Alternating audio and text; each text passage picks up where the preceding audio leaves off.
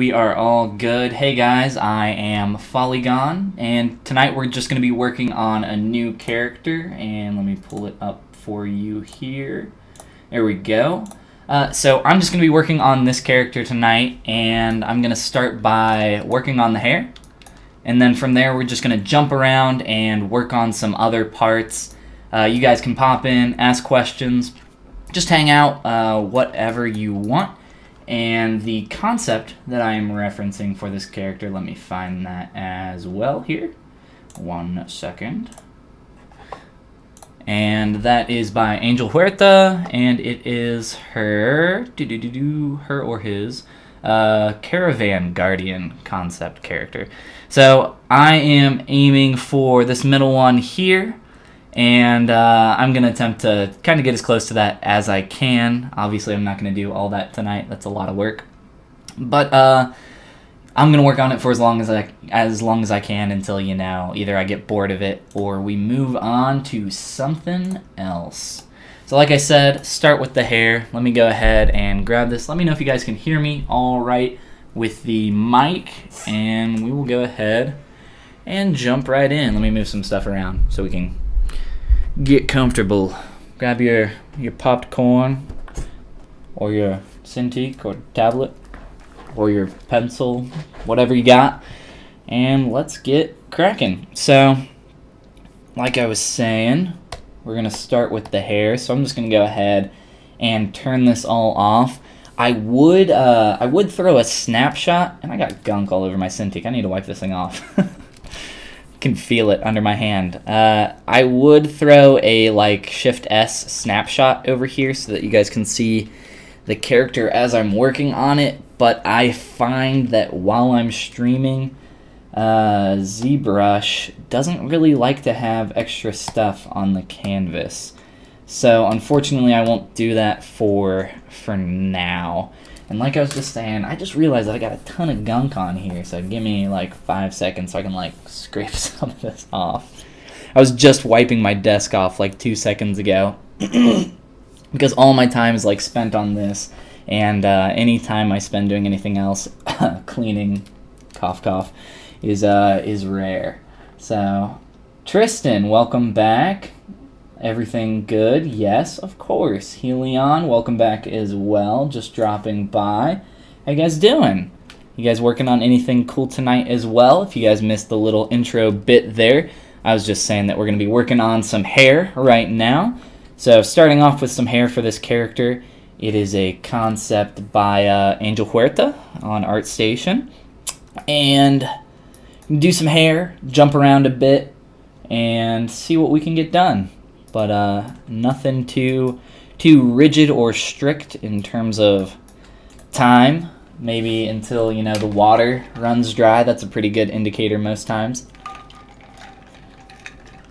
And my throat's feeling a little raspy anyway, so we'll see how it goes. Feel free to hang out, ask questions, whatever you guys want to do. So I kind of already started on the hair here. Excuse me. My nose is running. Gross. And I already kind of started on the hair. And let me kind of pull that concept back over here just so you guys can see it. And plop it over here. So you can see what we're going for. So I already started on the hair. I kind of got this brushed back portion. Kind of already blocked in some horns as well as blocked in these side parts, sideburns, plus I don't know much about hair. My hair's pretty crazy myself. So we're going to be working on the back of this as well as this portion and the ponytail coming out the back. And it's not super obvious that it's even a ponytail from this perspective, but you can kind of see it a little bit better from these two. So let's go ahead and get crack-a-lackin' here. And let me go ahead and pull up my concept on my other monitor just so I can reference those, and that is the wrong one. Whoopsies. Let's try that again. Awesome. Alright. So most likely, I'll just insert a sphere, because that's what I typically do for this kind of thing. But it's also fun, what you can do, what I sometimes do is duplicate like your head piece, and then from there you can just use whatever brush to kind of start blocking out your hair through that other head there. And the reason that that is kind of inside of the other head, and you could run a deflate on that by taking the inflate slider and moving it in, and that'll give you the same thing here, but we drop down to the lowest subdivision level, so that's kind of giving us almost the same thing as a de-inflate, or deflate, I guess. De-inflate, that would just be, never mind. So just a quick little smooth here just to push the polys in a little bit more is another great way you can do that, or just use your move brush, whatever. I'm even going to delete these, close holes, and we'll just Dynamesh at the default resolution. And now we have what is going to be a good starting point for our hair. So again, you could use a sphere, like I was kind of saying there before, but this works just as well too, because it kind of already conforms to the shape of your head. If I turn on the transparency, you can see it. And now we can, you know, start blocking out some stuff from here.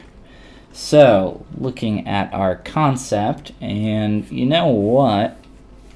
Let's go ahead and pull one in here. So I'm going to use Spotlight to grab our image, and I'm just going to import it here. One second while I find the image.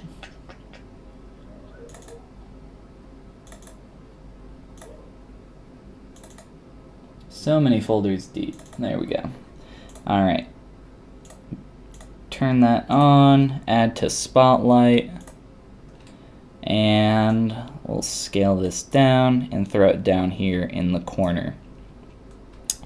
Now, to be able to keep this on screen, you do have to turn off Spotlight Projection, which you can find in your brush palette. So once you have that off, you can sculpt as normal, and if you have that on, it will try to project through this texture, but because it's over here in the corner, it's not gonna really work super well. So let me just make sure that you guys can still see my ugly mug up in the corner, and I'll just kind of resize this a bit. Alright, cool. And there we go. So, resizing this piece, we can kind of start to align this how we like it. And like I was saying already, I've kind of blocked in these shapes as well. And I just did most of this very quickly, including the horns. But if you look here, there's a bit of a harder transition there, and it's pretty round on the piece that I blocked out. So if I want to get it exact to this concept, and I would kind of like to get that kink in there as well, so we'll mess with the horns probably a little bit more with the face. If you guys didn't see the full character, I'll turn it on real quick here just before we mess with the hair a little bit.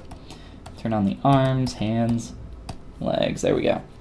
So this character was just an old model from my split female anatomy character that I did, and I used that model plus like 2 others, I think. One for some quick hands that I just threw in there and adjusted slightly. I adjusted the split female anatomy, combined a bunch of parts, and the face is from a different character as well.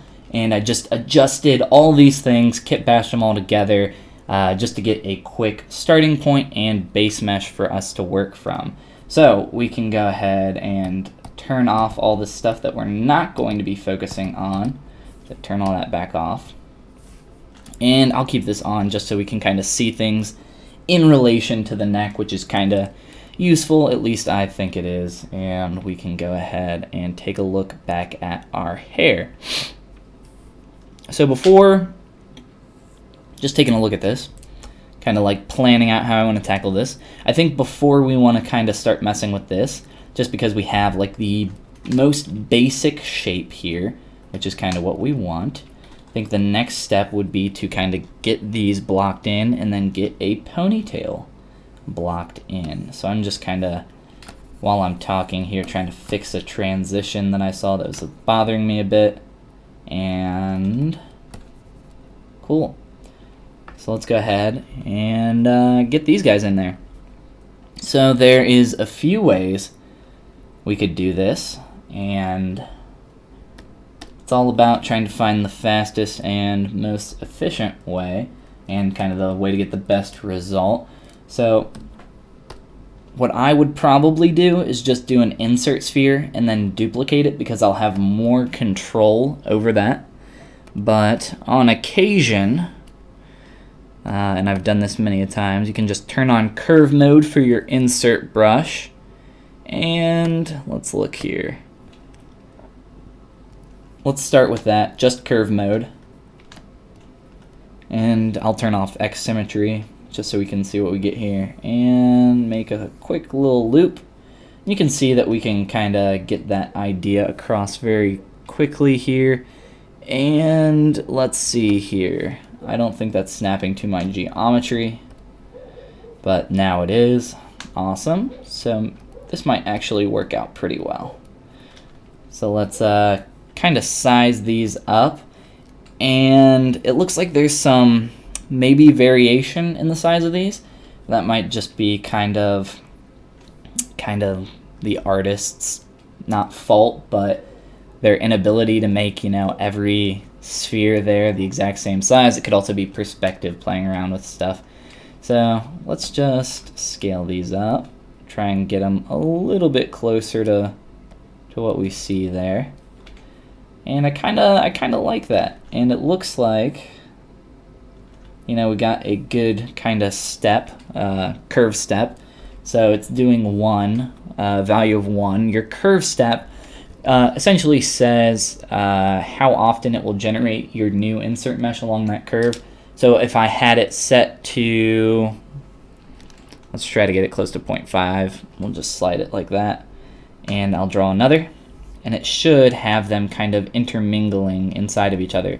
So every 0.5 spheres, it'll start creating a new sphere, and if I put that on 2, it would do the same thing. So it'll have a sphere's length in between there. And man, that is getting crazy. So we'll put that back on 1 for now. And we don't even need that. So we're just going to try to select those spheres. Delete hidden.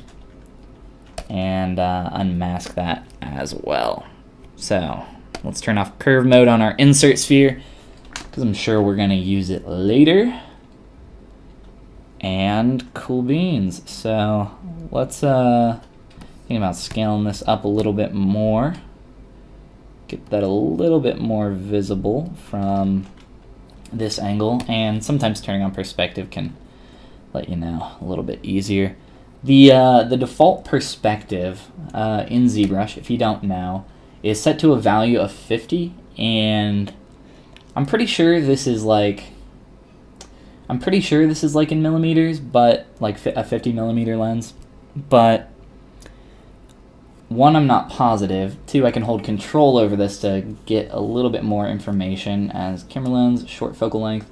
So it doesn't really exactly say, and size in ZBrush is a little wonky either way, but I found that a value of around 30 gives you close to kind of real world perspective. But if you're working on, whoopsies, there we go. If you're working on a portrait or something kind of similar to a face, or close up on a face, or close up on a product, somewhere between 30 and 50 works really well. And the default of 50 is really nice to just be able to kind of turn that on and off and see the differences there between perspective and no perspective. So let's go ahead and block out our next piece, which is going to be the ponytail. Grab our insert sphere again, and I'm just going to keep symmetry on and draw it out. And try to select the sphere there. Delete hidden. And let's try to get this into the shape of a ponytail. I'm using the snake hook brush. I don't really use the snake hook brush too often, but it can be good for pulling out stuff like this. Most of the time I just use the move brush, but the snake hook is good for pulling out long shapes like I just did, as well as just like a really, I don't know, powerful move brush. So if you need something a little bit stronger, it's good for doing something like that. But in general, I just stick with the default move brush and occasionally turn on something like back face masking. Now it doesn't look like it has the same curve here that I'm creating, which is fine. Looking at some other images, we can kind of get rid of that. So let's try to get this a bit closer to what we want. I'm just using the trim dynamic brush right now, and can try to get that into place here. And we can also kind of adjust these. If I wanted to, I could very quickly kind of transpose, stretch those to get them to be visible from the underside. But then, as you saw there, you get some stretching, which can be a little... just working with multiple parts in one subtool can be a little frustrating. It helps if you have it all polygrouped like I just did here. And then you can kind of move parts individually by masking them one at a time. It takes a little bit of time though, so let's not mess with that too much, at least for the time being. So I'll just attempt to kind of move the hair out of the way so it looks like it's actually, interacting with these things here. And we can just meant to do a selection brush there, but I accidentally did a mask. That's fine. I just press Control W so I can polygroup that. Then I can delete hidden and close holes, and it's pretty much the same thing as what I wanted. Can try to bevel those edges and build our shape from here. It's a little bit of a too high of a resolution for what I'm trying to do here for just blocking stuff out anyway. So let's kind of adjust that a bit. As well as I want to get more of a bump coming up here in the back. And if you're just joining us, I see more people coming in here. We are working on some hair tonight, at least for the time being. Just hanging out. Feel free to ask questions. Just work on your own stuff, whatever you want. So starting off with some hair here. This is just a new character that I've kind of started today. Kit bashed from a bunch of old models. Those parts all adjusted. This face is completely new, but it did start as a base mesh of an old character as well. So I've adjusted all the facial features, but the basic proportions haven't changed all too much on here. I did adjust the jaw and a little bit of the head, but mainly just really kind of changing the facial features. So, and just kind of being able to work on other stuff like I'm doing right now. So I was working on, the face was like one of the first things that I adjusted. Loves you, BB. Hey Gabe, how's it going? Love you too, bud. So, working on something like the hair, after I started with the face, going to the hair, I can now, it's a good way to get a new perspective. So I can work on the hair for a while, and then I can come back to the face later, and I'm already starting to notice a ton of stuff that we can do to our face to get it closer to our reference. And a lot of this stuff is just placeholder, and that's kind of how I like to work. I think it's efficient to try to block in as much stuff as you can, as quickly as you can. And then from there you can start, refining everything. So spend maybe 10 or 15 minutes on one part, move to another, and then jump around. I think that's one of the more efficient ways to work. Let's go ahead, and I'm just kind of trying to interpret the shapes that are happening here. Looks like we have another kind of blocky strand that we can take behind the ear, and then it looks like maybe it stops short or maybe goes a little bit below the ear. So let's go ahead and get another one of those. So curve tube snap, it's just one of the default brushes. You can find that in your brush palette. BC, looks like X. So BCX is the shortcut for that. And I'm going to go into my brush menu. And let me move this microphone. It's kind of in my way a little bit. And from here, I want, what do I want? I'm looking for my modifiers. There we go. I want to drop this down to 4 this time.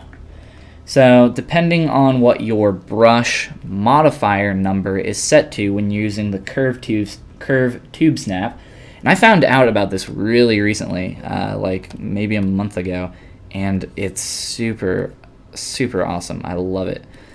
So changing that value there will change the number of sides that this brush has. So by default it has 8, but I just set it to 4, and now it only has 4 sides, and that is just the coolest thing to me. I love that. So I use this brush all the time, and when I found out about that, I was ecstatic. So I'm going to lower my Z intensity. That's going to make my brush, not my brush more flat, but my mesh more flat here. And I'm using a curve here to attempt to taper it down, but it's more than I want. So let's try to adjust this into position. Alright, and then from here we could mask this off and pull it up to make it a bit wider. I'm just going to increase the size a wee bit more, and then I think that's pretty close to what we want. So from there we can adjust the shape with our move brush and our other tools. So we got that here. We can delete the hidden mesh that we inserted on top of, and we can start adjusting this. And it's a bit thick, but we can fix that. So I'm just using combinations of masking and move brush, and unfortunately we have a cap here on the end. I wasn't aware of that. So I just quickly smoothed that out. And when stuff happens like this in ZBrush at low polygon levels, let's see if I can get it to do it again. So yeah, so I just smoothed it, and it looks like it kind of broke, or ZBrush is about to crash. It's not, it's fine. Hopefully we can quick save just to make sure. But all you really need to do is move your camera just a tad to kind of see that change occur. And that's just kind of a little fun quirk of ZBrush. So I'm just going to adjust these into position. I can smooth it temporarily. Just it's actually dynamic is what I was going to say, but it's called dynamic subdivision. So turning on dynamic subdivision with your D key and Shift D, the same way you would subdivide, you can kind of start to get this into position. And we can get another strand kind of flowing through there, or we can try to get this blocked out a little bit better. Just try to adjust that shape in here. Halifradrix. Man, that is a mouthful of a name you got there. I loved that mushroom sculpt that you made. Oh, I love the little mushroom boy too. He's a ton of fun. He's good stuff. How you guys doing? The people that just popped in here. Hope you guys are doing awesome. Chief Kamachi. Ooh, I can say this one. Chief Kamachi. How do you make something you did with a curved tube to your mesh and immediately start with the next one? Apply, not make. How do you make something you did with a curved tube to your mesh and immediately start with the next one? Apply, not make.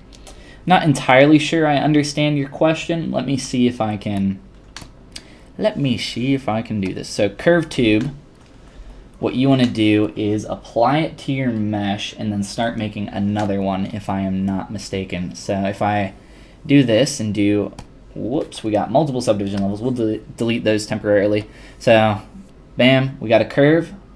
And to apply it to my mesh to start making another one, all I have to do is click on any mesh as long as I'm not clicking on the curve.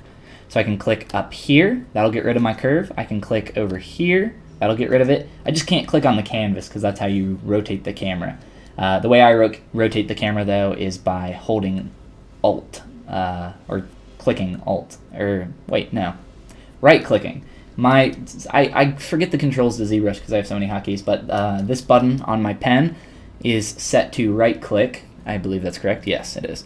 So I can just hover over my canvas and even over my model and still rotate my candle. It's pretty nice for when you're like zoomed in this far and you want to rotate your camera.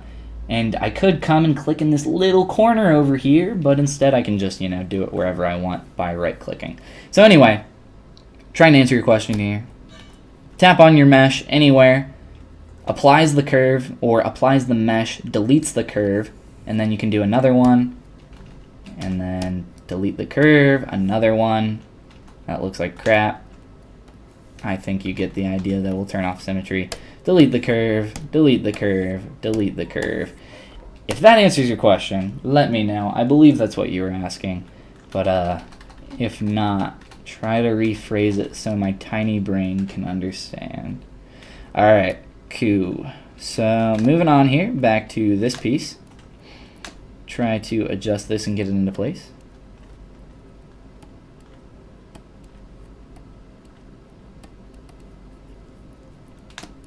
And apologies if I go into long bouts of silence, as I am not very good at speaking and working at the same time. Not easy. Alright, I'm just going to subdivide it once. Actually, subdivide it. So I'm probably going to smooth and adjust this as we go. And I can try to get that behind the hair a little bit better. Let's do another subdiv. Adjust this and try to get a little bit more volume in here. Cool beans.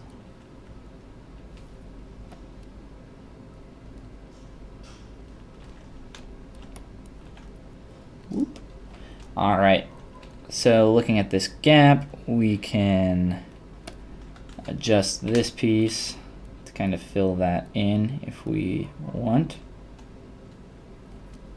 and adjust this piece as well. We can kind of tweak both of these, push that in, make sure that it's not peeking through on the ear there. In my opinion, the kind of less strands that we start off here with, the better. So the more blocked out with the more blocky or blocked out we are, at least in this beginning stage, the better. It's going to be a lot easier to work with overall. I'm just trying to adjust that a tad. And I'm going to come on to over to my face, and you know, I was going to push this in like that. I don't really think it matters though. So let's see here. Cool. Alright, we'll mess more with that later. Let's go ahead and get this little guy in here, and we can start looking at some other stuff. Yeah, that's what I'm asking for. When I click somewhere, my curve adjusts, and I can't get a new curve until I Dynamesh. So if your curve is adjusting, we'll go back here and do this again. So if your curve is adjusting, so see how my cursor is red right now? That means that I'm affecting, I can draw another curve. I can increase the size of my brush as long as it's red, and then come back over here, click on my curve and increase the size, or move it down and decrease the size. And that also means that I can click on my mesh or anywhere else to kind of apply that and delete the curve. I'll undo that. But if it's blue, that's what is going to affect your curve. So this blue cursor, you got red and blue, and notice how my blue one is larger than my red one. I can change the size of my blue one, really big, come over to my red, and it's still the same size, blue, red, blue. So if I decrease the size of that blue one real small, it's going to make it change how much it affects. So as long as it's blue, it'll affect my curve, and I can adjust that. And that's very powerful and very useful a lot of the time, but it can be annoying or frustrating. You can also see, as long as it's blue, that red line there, it kind of looks like lazy mouse. That means that I can continue this curve, make it longer. So as long as it's red, and as long as you tap on your mesh here, it'll delete your curve for you. So let me go ahead and undo all that, and we'll undo a couple more times so we can get our subdiv back, even though it really doesn't matter too much. Tristan is asking, how did you get into ZBrush and digital sculpting? May have already been asked, but I'm curious. Let's see. I used to I'll give the short version. I used to want to be an animator. I wanted to be an animator. So in college, I jumped around a bunch. I changed degrees, I think like 3 or 4 times, maybe more. And I kind of eventually landed on, like, oh yeah, I want to be an animator. I'll try to get into animation. So at the time I was doing a bunch of stuff in Maya and doing a bunch of physics sims, and I had no idea what I was doing. And I kind of learned all of my basic like poly modeling and stuff kind of at that time. And I knew a little bit about 3D modeling, but the more I did animation and the more I kind of played around with that, and I'm talking about 3D animation, the more I just realized that animation is not for me. And I still do know quite a bit about animation, and I enjoy animating some stuff from time to time, but I realized that I really enjoyed character art, digital art. So I downloaded I got Mudbox. I played around with that for a while. Was going on study abroad to Tokyo. Had to bring a laptop with me because that's all I could take. And I had a desktop computer at home that could run Mudbox, but my laptop didn't have the correct graphics card for me to be able to run Mudbox. So I couldn't use Mudbox when I was in Tokyo. But I did some Googling and found the software called ZBrush. And with ZBrush, it didn't run off of your GPU, your graphics processing unit. So I didn't need an awesome kick-ass graphics card to run ZBrush. You just needed some RAM, really. And I got a bunch of RAM now. I got like 64 gigs, I think, in this machine. So ZBrush kicks butt now. But so I was like, okay, ZBrush, sure, we'll try that. So I go to Tokyo. I bought a book, and I don't have it on my desk because I haven't looked at this book in a while. And I think I have it in my, if you look down in the description under my gear, there's a link to a bunch of books. It's, I can't remember the title of the book off the top of my head, but it's got the weird creature on it, and it's by Scott somebody. But anyway, took that book with me, Tokyo, ZBrush, and fell in love with it and never looked back. And that's the short version. That's how I got into ZBrush. And I started doing it more and more and more, and here we are today, doing more stuff in ZBrush. Chief says, nice, thank you very much. I will try that. Awesome. I think that will, whoa, pen stopped working. I think that will solve pretty much all your issues. So just remember the red and the blue cursor. You want the red one. Tap on your mesh. That should do it. Alright, so duplicating this guy. Curve tuber. And we got a little long triangle here. So script. Just like that. Adjust the curve. So that book that I was talking about was, I am so glad that like this book, so this was before Z Classroom was really a thing like it is today. So there wasn't like a ton of resources online, and if you're looking to learn how to use absolutely every little thing in ZBrush, Z Classroom's pretty good, but this book is like a whole nother level. It's like he literally covers everything you could ever need or use in ZBrush. And I just read this entire book, and I went through it like the whole time I was in Japan, and it was awesome, and it was like overwhelming, and I had no idea what the heck I was doing, but I was just trying to kind of learn as much as I could, because I didn't know what it meant to be a character sculptor or digital sculptor at all. So it's a huge learning curve for sure, but kind of starting off with that foundation of just being able to kind of learn as much as humanly possible was pretty awesome. And I'm glad that I had that book, and glad that I can tell you guys about it as well, because I still think that it's a pretty useful book. A lot of the I don't want to like bash new people that are just like jumping into ZBrush for the first time, but like as someone that sees like the same questions like over and over and over, people say like read the effing manual. It's kind of like go to Z Classroom, or like at least Google it, because if you can't figure out let me quick save real quick. If you can't figure out why this is happening, like you literally just opened up ZBrush for the first time, you got confused, and then you went to some forum and said, why is this happening? And a real quick Google search would kind of tell you exactly what you need to do to get that to stop. But that's like what this book was for me. This book was like, here's all the common mistakes that everybody makes in the beginning.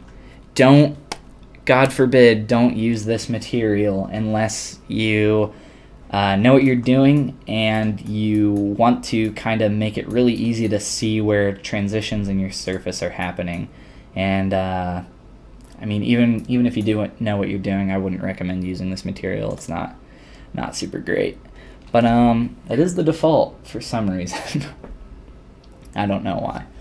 But yeah, just all those common things, got them all out of the way really quick in the beginning, and it was super helpful. So that's about it. And then from there, I just started ZBrushing more and more and more. ZBrush's UI is a bitch to learn. Yeah, it's a steep learning curve, but now that I know it and I have it the way it is, I wouldn't change it. It's pretty quick for me to do pretty much everything. I wish that Photoshop worked like ZBrush. I wish that Photoshop was like, the liquefy filter in Photoshop. You can draw a line and then liquefy, aka like ZBrush move brush your line. I wish that it was as fast as ZBrush. Like, it's just a line of pixels, Photoshop. Like, these are like, I can move millions of polygons in an instant and have more control than I can in Photoshop with like liquefy. I just wish that I don't know. There's some sketch tools there's like quick sketch, and I got rid of that button because I never use it. But there's some stuff in ZBrush here that kind of works similarly. I've been spending a long time on this little guy up here, so we'll wrap this guy up and move on to something else. Do I want to subdivide you? I sure don't. What I want to do is I want to turn off my smooth modifier. Twin Dennis, hello, how you doing, man? Welcome to the stream. Tristan says, you have a better story than me, but man, I love the style of your characters. Thank you very much, I appreciate that. You keep things smooth and looking good. Mine, on the other hand, are always grungy and noisy. And ZBrush UI, bitch. Yes, it is, kind of. So, keeping things smooth and clean. That's just something that comes with practice. So, don't feel bad if you can't do that in the beginning. Like, if you look at this horn, like, we'll stop here. I'll cut it off. It looks pretty smooth and clean for the shape that I did, and that's just because I have fairly decent control over my surface, and that's really what the short answer to that problem is. It's being able to control your surface. But if you look up here, and I'll turn on red wax to like amplify the mistakes happening here. Actually, let's use matte white cavity.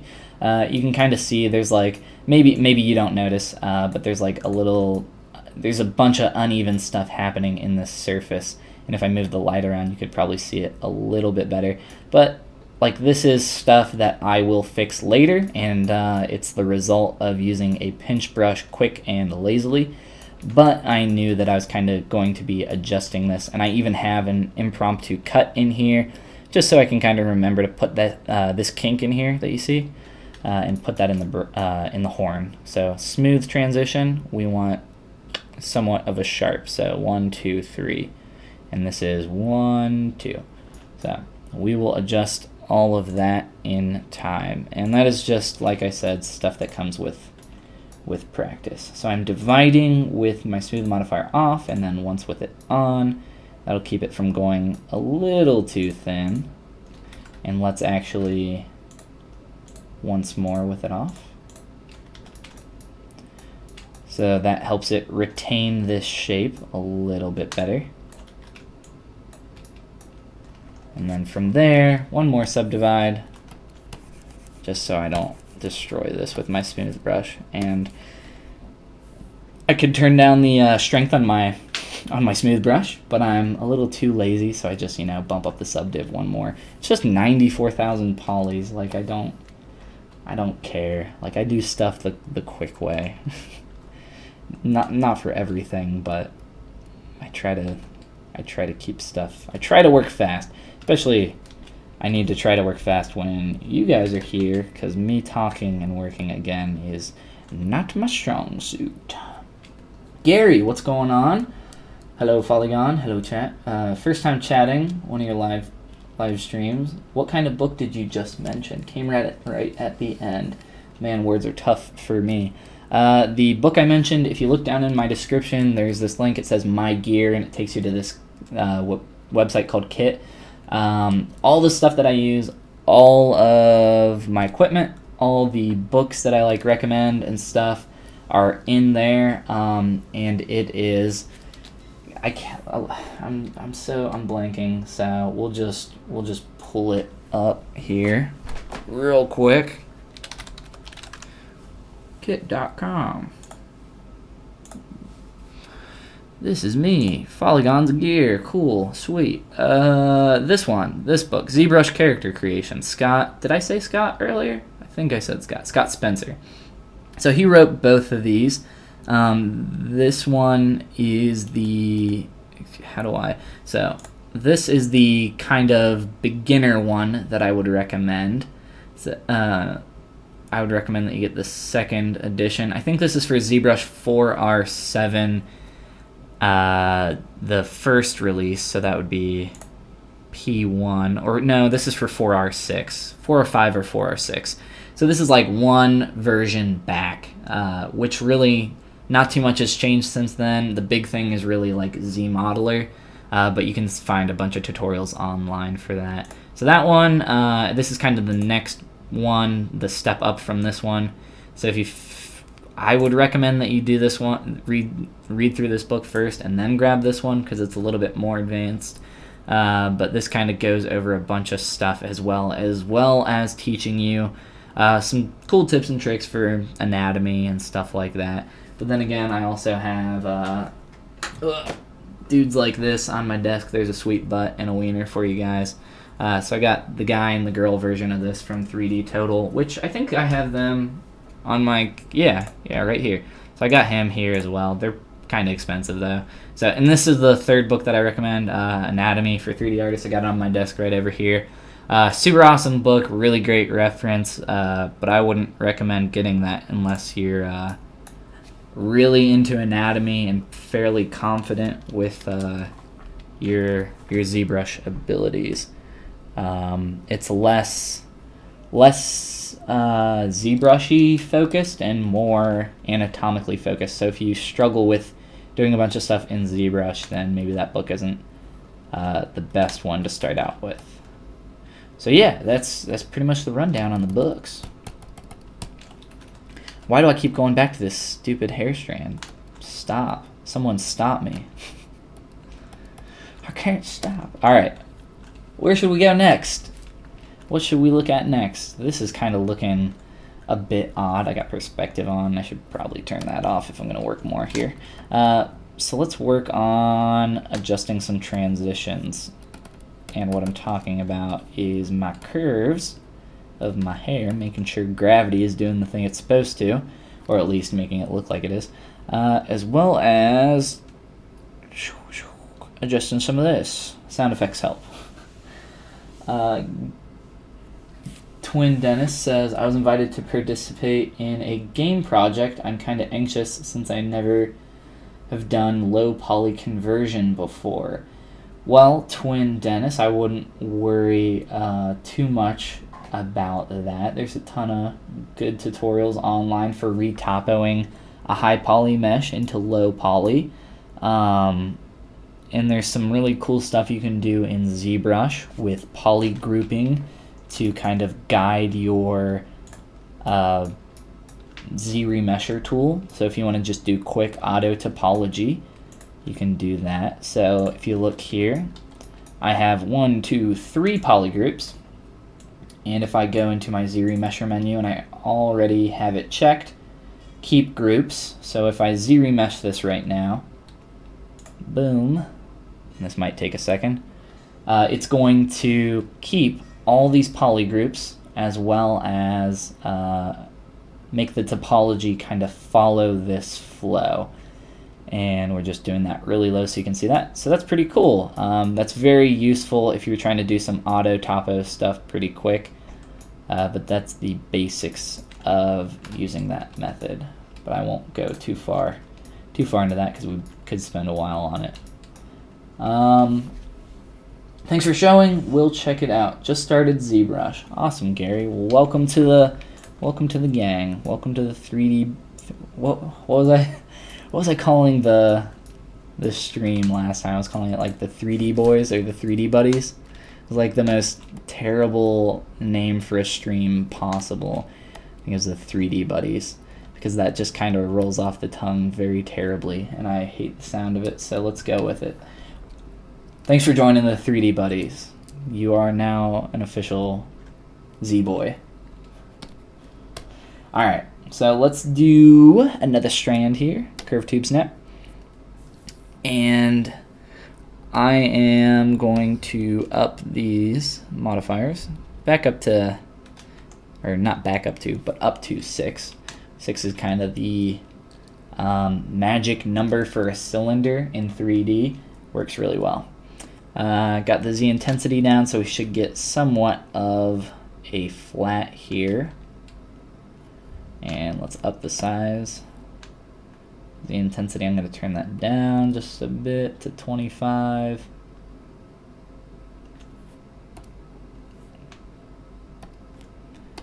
Try to increase that and get it to kind of fill in there. Cool, and we'll do, well, we have this base mesh of the hair, this like base portion, so we can kind of texture that a little bit if we want. And that's kind of getting really thin as we get to the bottom. You know what? I don't want to put it back on 4. You know what we'll do instead? I'll just select this. I got my move brush. I'm going to turn on back face masking. And I can't see it. If you're playing around with the ZBrush and you see this little button down here, it's called solo mode. If you see that G next to that, that means I have my hotkey for that set to G. And it is the best decision that I've ever made to adjust my UI. It's very, very helpful. I use it all the time. So when you're having trouble seeing stuff, boop, G, here we go. Just this piece. So it solos it. Very, very useful. I would recommend doing that. And the way you can do that is holding Control and Alt at the same time, clicking that button, making sure that you keep your cursor on the button, and it'll say press any combination of keys or whatever to assign a hotkey. So if I press the G key right now, and I can't see it. There we go. G. The same hotkey is already assigned, so bam, all done. And then you can just sit here and press G all day. And if you want to save that, you can store your config or your hotkeys, and you want to click store, not save. Saving it will save an external file. So that's how you do that. All right, so let's adjust this. Move back face masking as well. We're gonna get some weird GL, but some smoothing and Dynamesh will fix most of that.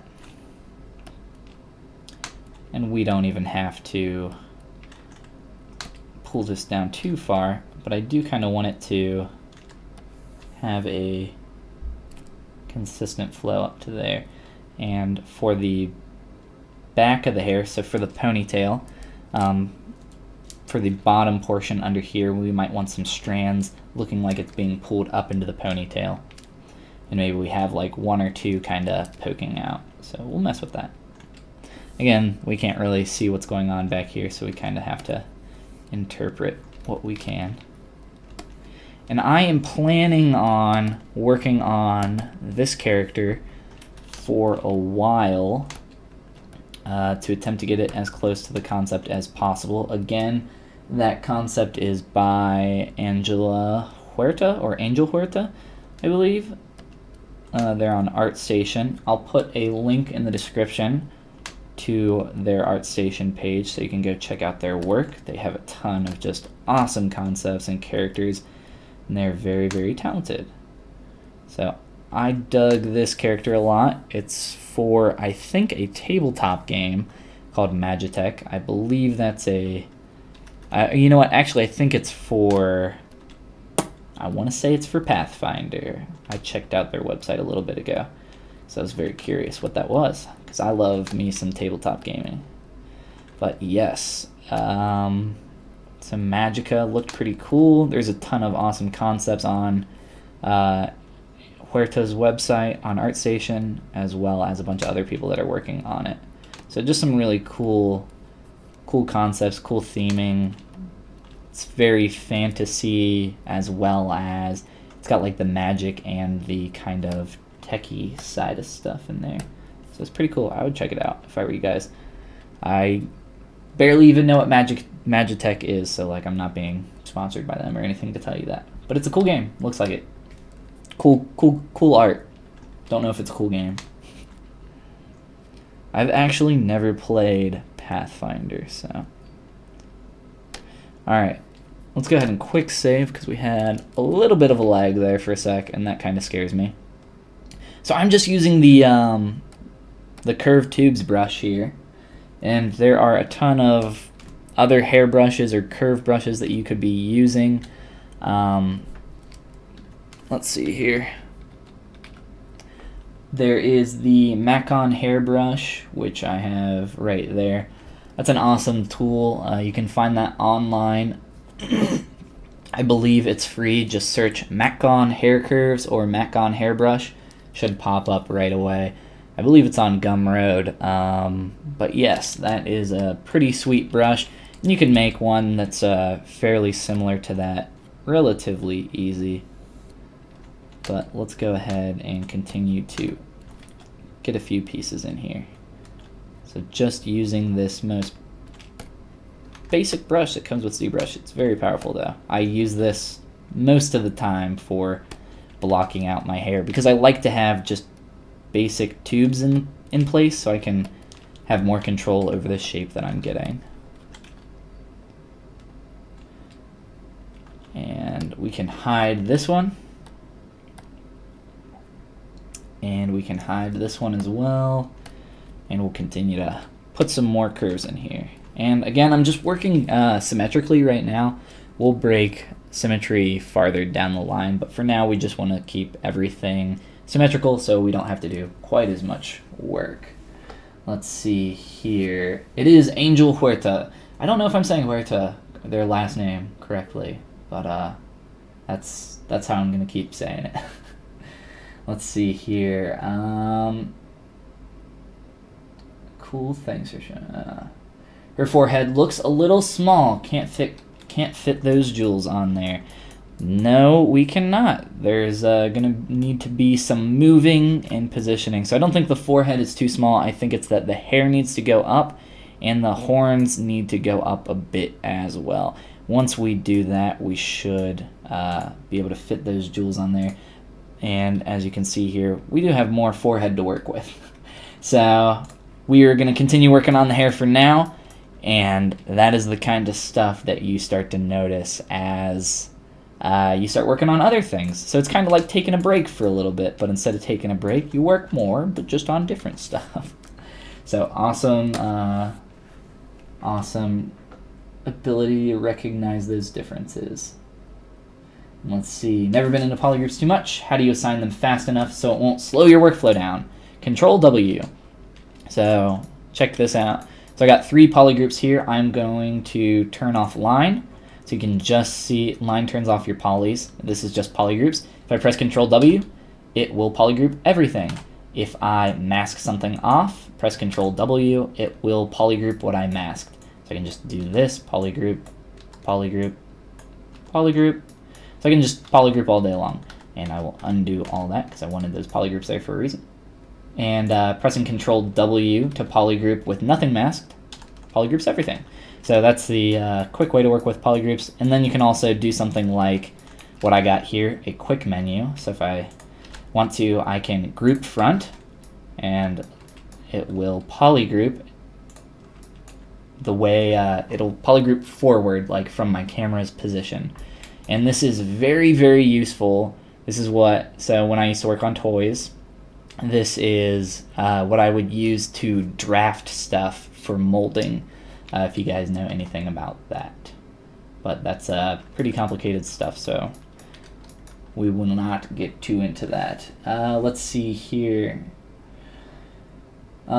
Super beginner question. Have a problem with the camera. Every time I rotate the camera, it's rotating it x-axis, like not just for side view, but also going below the model. How can I fix it? I'm not entirely sure what you're asking. So I have free range movement here. And if you look over on your sidebar here, these should be over here by default. So X, Y, Z, rotate on all axes. Clicking on Y. Y is kind of your standard Maya 3ds Max rotate. So you'll rotate along the Y axis, which is kind of like your up and down axis, I guess. And then rotate along Z, which is what you might have selected, because this is a little frustrating to work with. So that might be what you got going on. I would just check over here and see if that's what you got.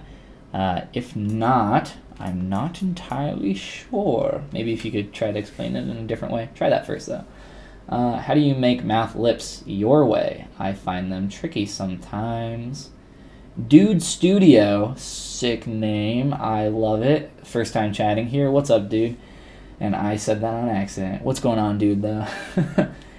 Sword Chucks, I'm new here. Are you using a Wacom? I'm using a Wacom Cintiq 27 QHD. Down in the description, check out the link that says My Gear. It takes you to Kit. You can see all the stuff that I'm using there. Nice, easy, got it. Simple Control W, very good. Check out my latest piece. Worked on it for the first time till the end. Yes, I would love to check out your work. If you guys want to send me your work on the ZBrush Discord, there's a link on my About page on YouTube. I would love to look at all your work. And if you want critiques, just ask for them. So send them to me on Discord. I get a lot of stuff like that, so I won't be able to give like super long paint overs or anything like that. I apologize, but I'll give like a paragraph or two of what I can to help as much as I can. Real quick here, back to the how do you make lips the way you do? How do I make lips?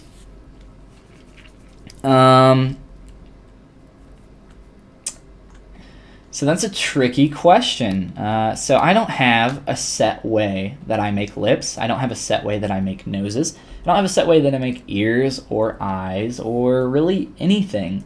I have a set of tools that I have here, and with those tools I can confidently say that I can sculpt anything It's just a matter of problem solving with what I have. And if you've heard about my course that I've talked about 1,000 times, the Quick Start course that I'm releasing very soon here, so be on the lookout for that, like in the next week or so. Wink, wink. The idea of that is to get you up and running in ZBrush as quick as possible, as well as give you the tools that you need to make anything and problem solve it. So the way that I make lips is different every single time, and I try to improve on that process. And there's like a bunch of crappy deformations and stuff going on here, and I will fix all that later. But the most basic, quick way that I can think to make a mouth, just very quickly, I have a standard brush, push in, pull down, pull up with my move brush, and start adjusting. And obviously I'm doing this very quickly and shittily, so you can kind of see how very quickly you can start to get a creepy mouth on the side of your cheek.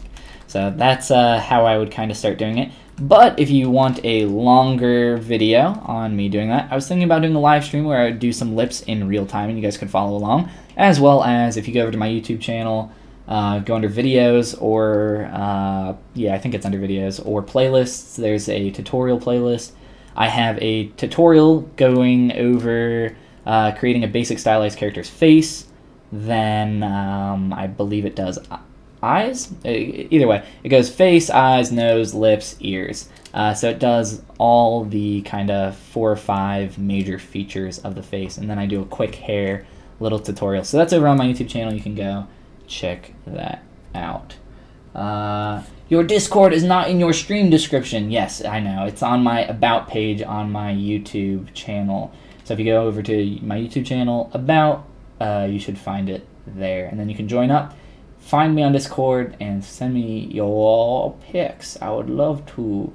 Okay. Oh, wow. Yeah, it was the button. Now it rotates the way I want. Now I feel stupid. Don't feel stupid. It's easy to kind of click stuff and switch stuff around. So awesome, Gary. Glad you got it figured out, dude. Loses are the easiest part for me, oddly enough. With divide, how do you protect the low from having all edge move too much? I think a video would be better, but you can record a stream while doing that, so yes. So again, on the YouTube channel, I think that's in reference to the lips. Good, just finishing my school year yesterday. Presented a game project to a jury. Were you like on trial? That sounds very scary. Like, here's my game project that I was, almost arrested for, or I don't know, maybe you're messaging me from jail right now. Sent the pieces on your share your work. Awesome, that's the best way. If you guys want to get critiques and stuff, go on to the ZBrush Discord and share stuff on the share your work tab. Ton of awesome people on there that will give you fantastic feedback. And I think there's one more question. When you work on a low poly with divide, how would you protect the low from having all edges move too much? I think that's just something, if I'm understanding your question here, that's just kind of something. So like I got this piece here, and as I subdivide a bunch, it just comes with practice. The more it comes with practice, and it comes with your ability to, it's a very complicated and difficult question. It comes with practice, and it comes with your ability to be able to control your surface.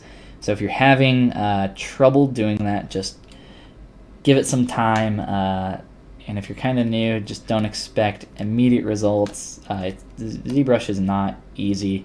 It's not going to sculpt for you. There is no easy button in ZBrush. I've looked through all the menus. It doesn't exist. Sorry. But if you're having trouble controlling your surface, my recommendation is that while you are working, keep it on your lowest poly subdivision, like I'm doing here. And if you look here, this piece, I kept it on its lowest subdivision level and didn't subdivide it until I needed it to be, until I needed more geometry. And I do the same thing for everything that I work with. Keep it on its lowest subdivision level for as long as possible until you can kind of control your surface a little better, or until you need the geometry. And 1 second here, trying to find something. There we go. Is it bad to be used on working with Dynamesh most of the time? How can one convert a Dynamesh into a polymesh? Your way. I use Dynamesh for pretty much everything. Right now, the only reason these things aren't Dynameshed is because I'm using a curved tubes brush. And let me turn that off. And with a curved tubes brush, the geometry is initially like low poly here, so it's not Dynameshed yet, but it might be later. So I work with Dynamesh. I use Dynamesh for most things, like I was saying. But if you want to, I wouldn't. So the terminology you're using is incorrect. So you're not converting your Dynamesh into a polymesh. Your Dynamesh it's already a polymesh. Polymesh is just short for polygonal mesh, and you already got polygons in there. So it's already a polymesh. But what you want to do is, if you want to get it out of Dynamesh and into something that has a low poly version as well as subdivision levels. Right now, this is at 143,000 polygons. I'll Dynamesh it real quick, and it's at 53k polys. The geometry is a little bit more dirty, but it still has the basic shape of the chest here that I had before, and that's awesome. And let's say I want to, tweak this and make some changes to it, whatever. But the way that I can, even right now, so we're only at 50,000 polys, I can subdivide this and still get subdivision levels in here and work with those. And I actually do that more often than anything else. But I can just always, turn Dynamesh off, ZRemesh back down to 5,000 polys, and work it back up from there. And you can even grab your projection here. I have a projection tutorial on my YouTube channel. It's pretty old. It's kind of long, and I apologize for that, but I go over everything that you need to know on how to convert a high poly mesh into a low poly version with subdivision levels. It's a little bit of a longer process than what I'll give here, but you can project from a high poly mesh back onto your low poly mesh, subdivide it, project again, subdivide, project, and go back up from there. So that's the essential idea and strategy with that. So that's the quick version, but again, you can check out the tutorial that I have on my channel, because that was a pretty common question that I was getting, just like how you asked right there. So, got you covered. Let's see, technical question. Do you know if project uses vertex position or surface? It uses vertex position, and it will also project polypaint from your vertices as well. So you'll also, I don't know if that matters really. It projects the geometry. It projects polypaint as well, and you can project. I feel like you can project texture maps as well. If you you know what? Really, what you would do is just take your texture map and go into your. I think it's. It might be in Polypaint. Nope, it sure isn't. It should be in your texture map menu.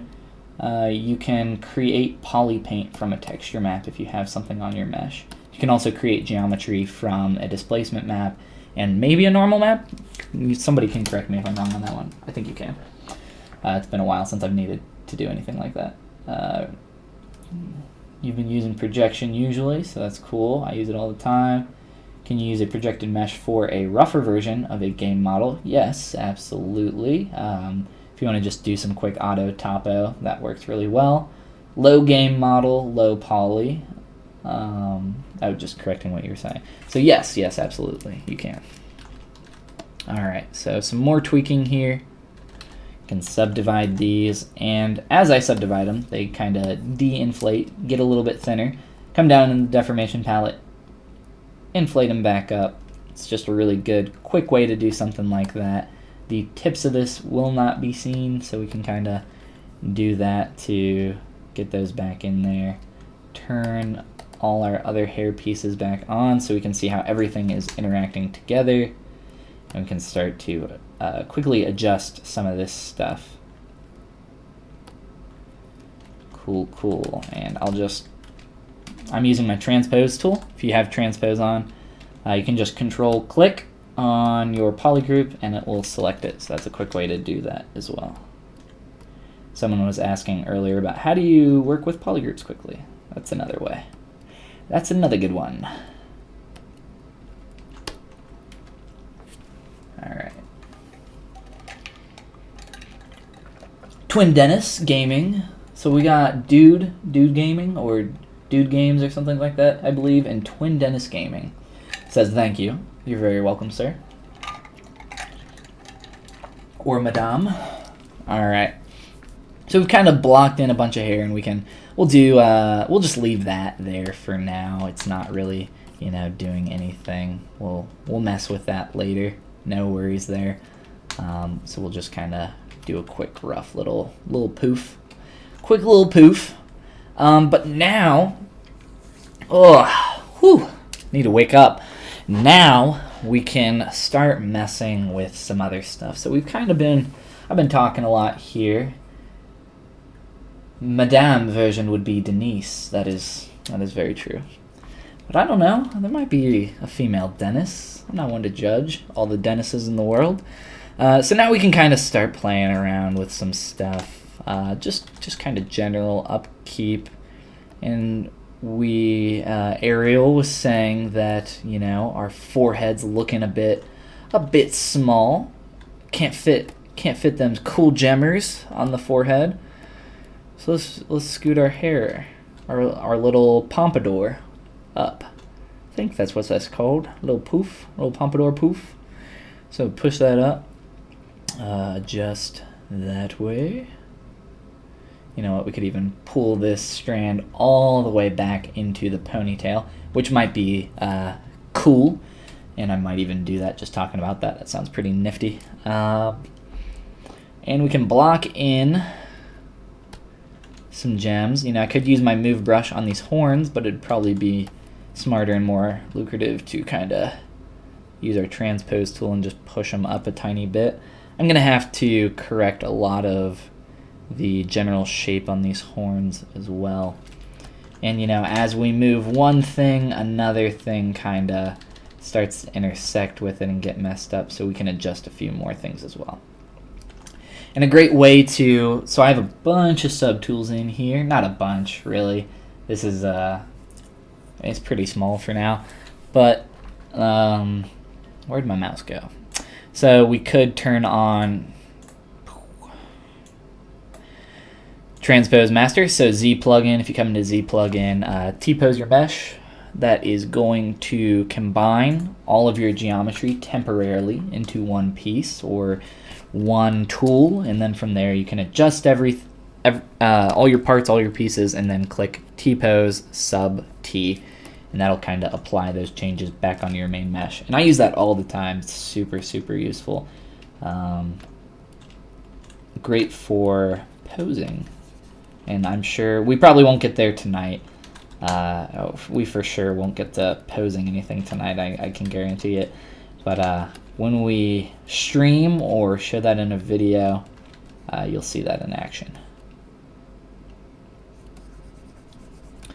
Just using thankfully we got a quick save there. Just using a clay tubes brush here, as well as a trim dynamic, stepping down in subdivs, and I'm just trying to kind of smooth out this transition.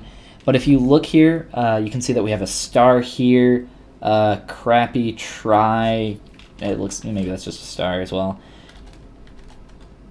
We got some pretty crappy points in here, and these are where our geometry is going to pinch and not cooperate very well. And that's because this is just a auto-topoed face using Z-remesher. And that's fine. That's what I work with most of the time, or Dynamesh, just because I can get rid of those stars and stuff and make it a little bit easier to work with. But having some really clean topology is what's gonna be the kicker for ease of control and everything. So as long as you know what you're doing, you can still kind of control everything fairly well.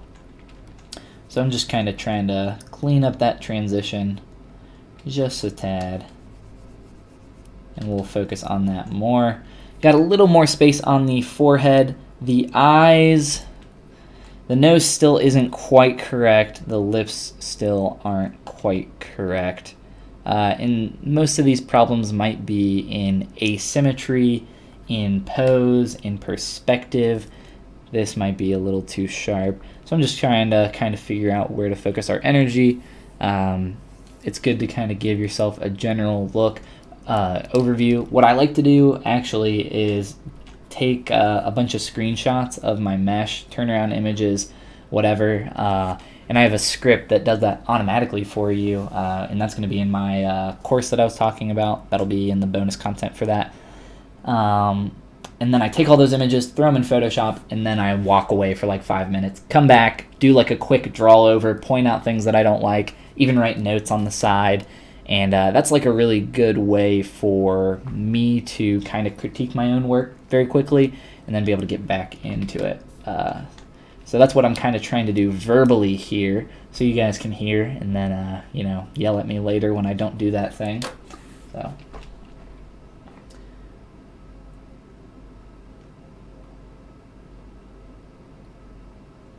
That's how it's written.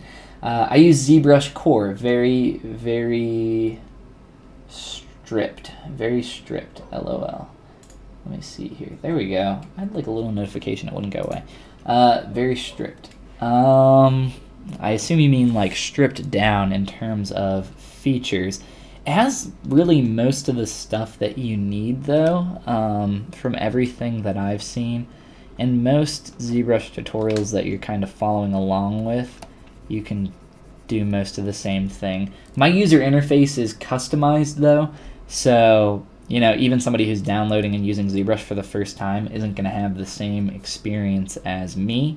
But that's why I'm giving my user interface away in my bonus content on my ZBrush course, so that people can kind of, that's not correct.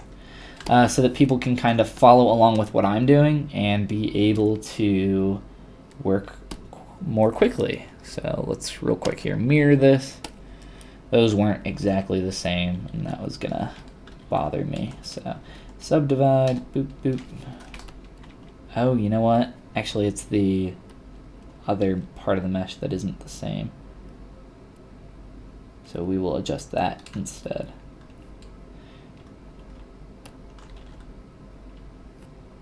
Select the right part here.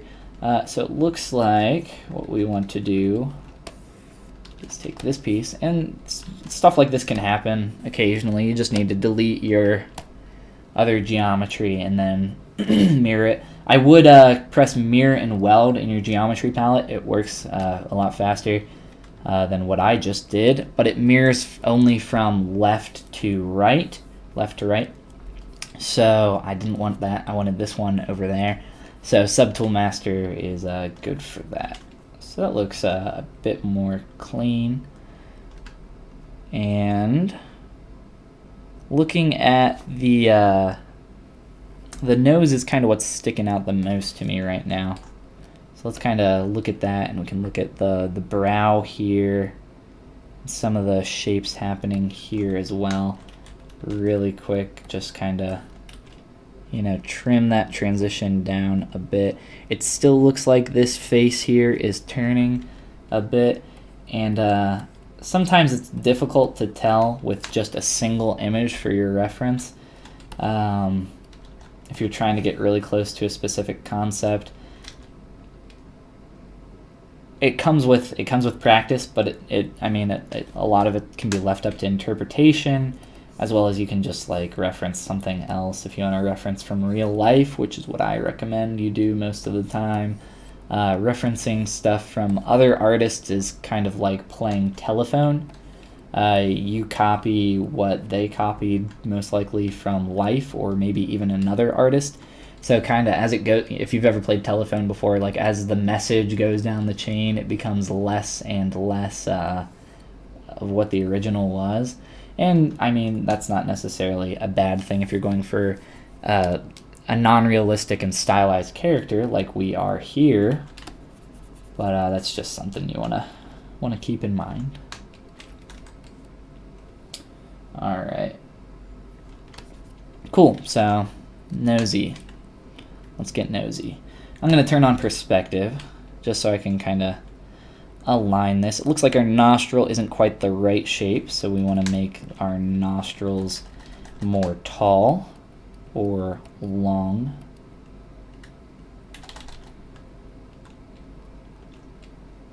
And maybe pinch them in a little bit. That might just be the cast shadow there that's painted on there. The sharpness of this is not correct, and I like to keep things really clean when I'm working.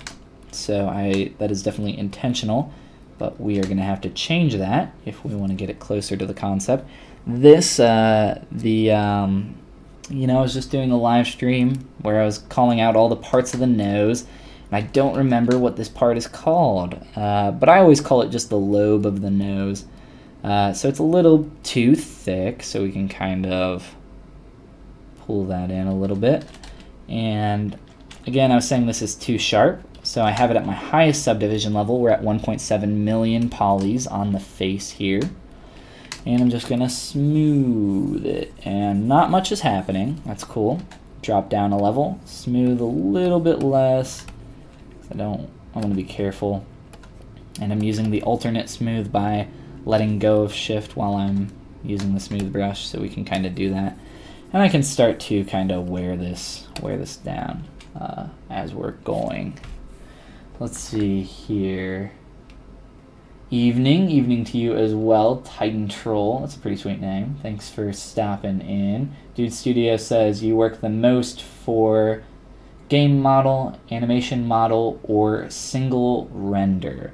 Most of the stuff that I do is not game ready, not animation ready, so I like to keep things mainly high poly. I focus most of my time and efforts and energy on creating high poly characters, and I do that because that is what I enjoy doing.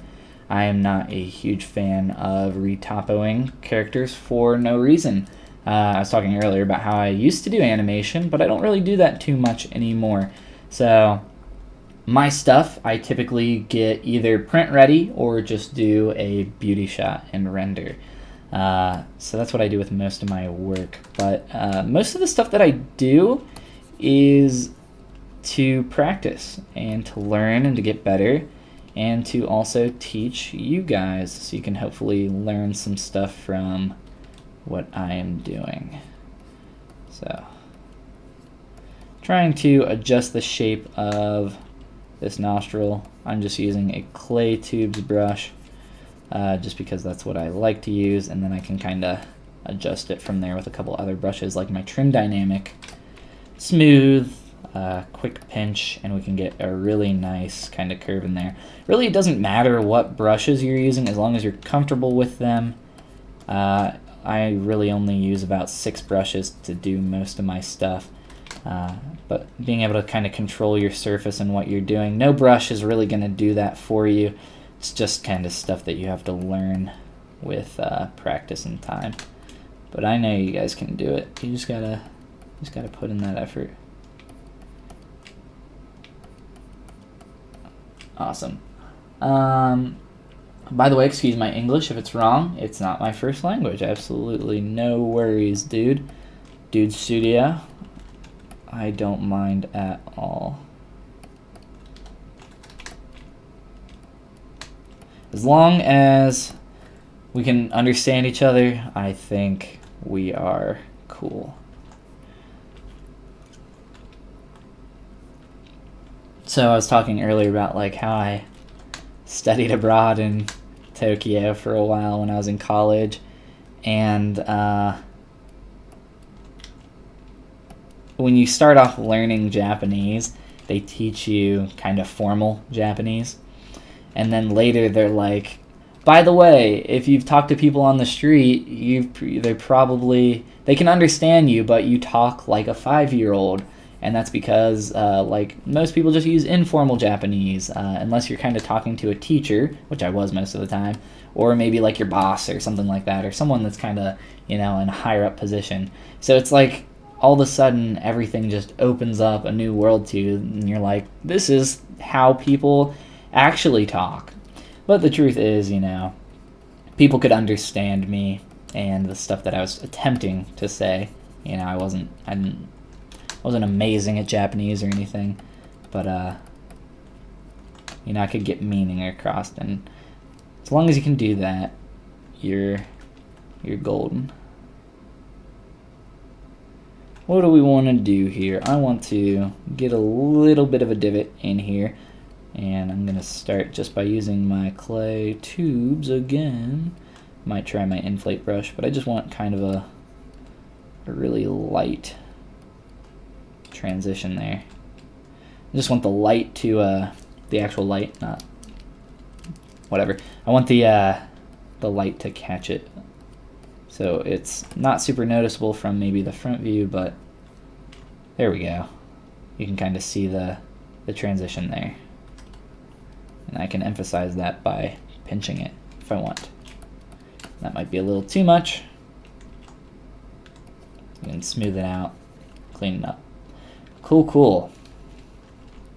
Alright, so it's been a while since we've looked at the entire model, so just very quickly we'll turn everything back on so we can see where we are.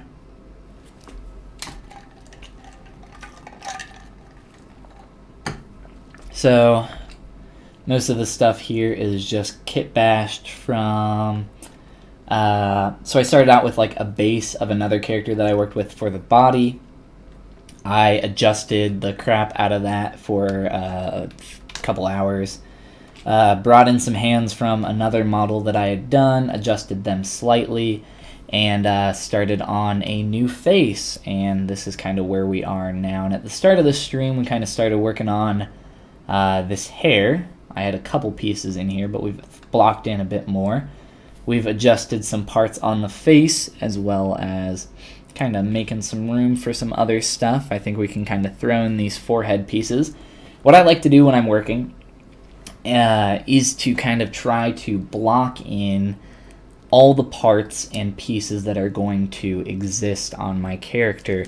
And then from there, I can start taking those to the next level. So I want to get all the parts in there very quickly and then start making changes from there. And the reason and idea for that, so like if we look here, the eyelashes are just completely wrong on here, and that's because they're just temporary parts from another character.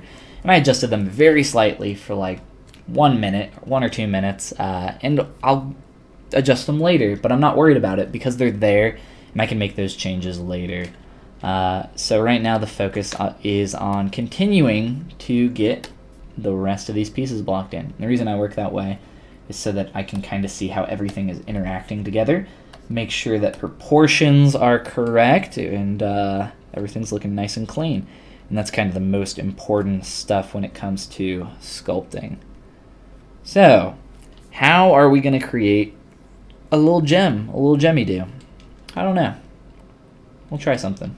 Start with a sphere, like I do with pretty much everything, and go from there.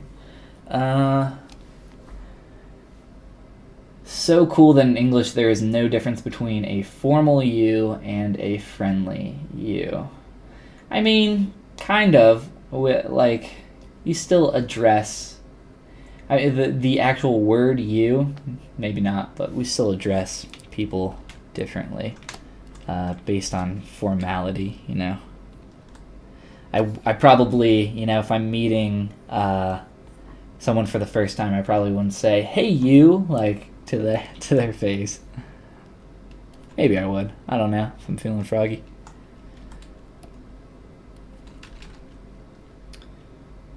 So let's go ahead and try to get the basic length into position.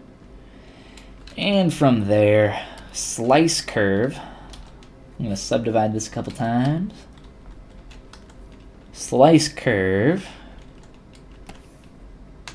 And just so I can see without my hand being in the way. Slice just like that.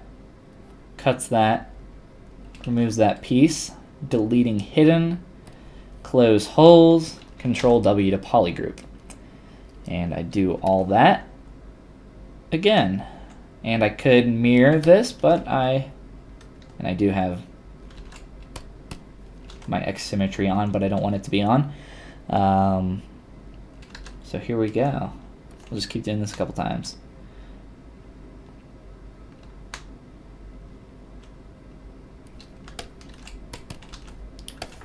And this is a great way to kind of block in these types of shapes. So, you know, we got the basic silhouette, which is what I was going for there, and the rest of this isn't, you know, it's not the right shape, it's just wrong. But that's cool, because we can, we got the basic silhouette, and we can work from here. So there's a couple ways I could do this. I could try to slice it again with an angle, but you got to be careful when you do stuff like this, because it's just not easy to get the angle that you desire.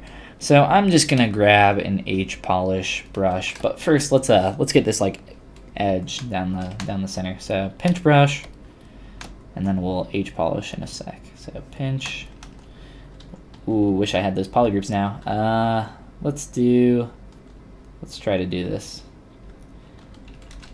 Group front. Sweet, that worked very well.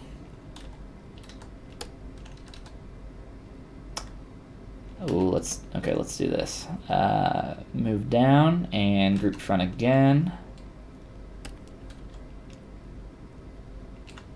Wow, that worked really well. Better than I thought it would. I am happy with that. Awesome. Cool, so pinch brush again. And I'm just gonna try to get this crease down the middle. Really basic, I don't need it to be anything pretty. Geometry's getting screwed up, that's okay. We'll Dynamesh here in a sec. Dynamesh is gonna need to be pretty high if we want some workable geo. We are at 75,000. Let's bump it a little more.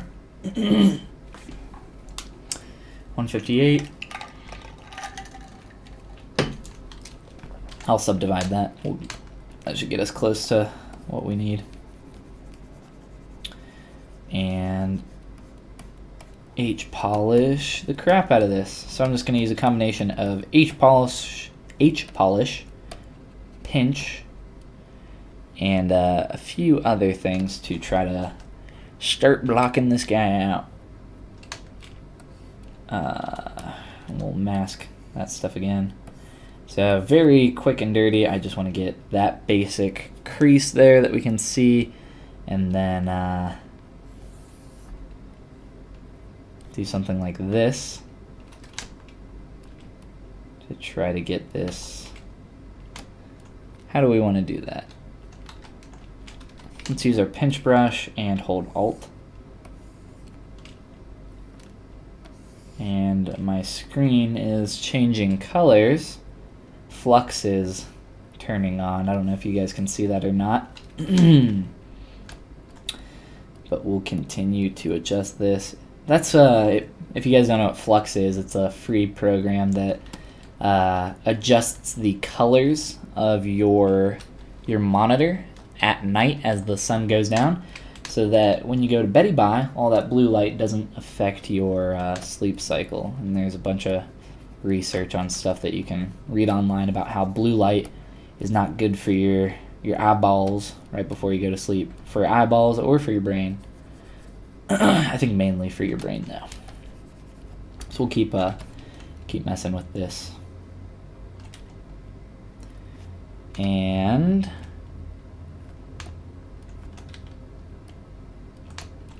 let's try to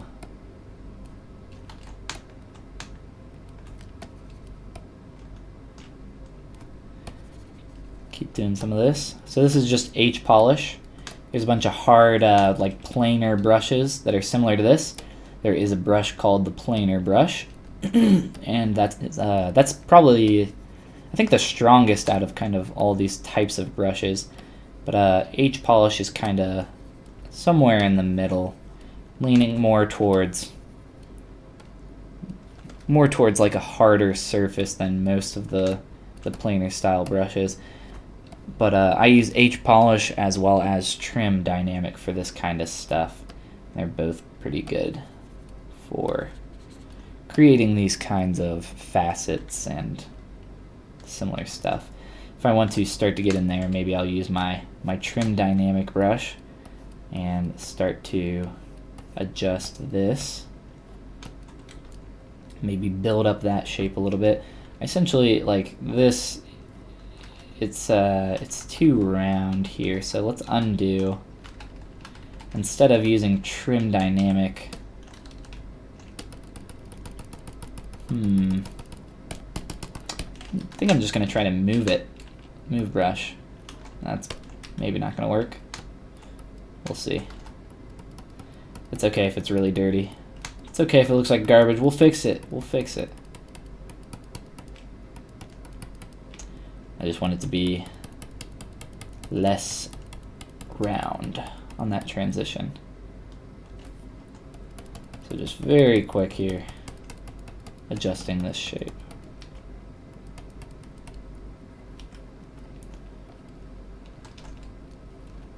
Mask off part so we don't affect it on that side.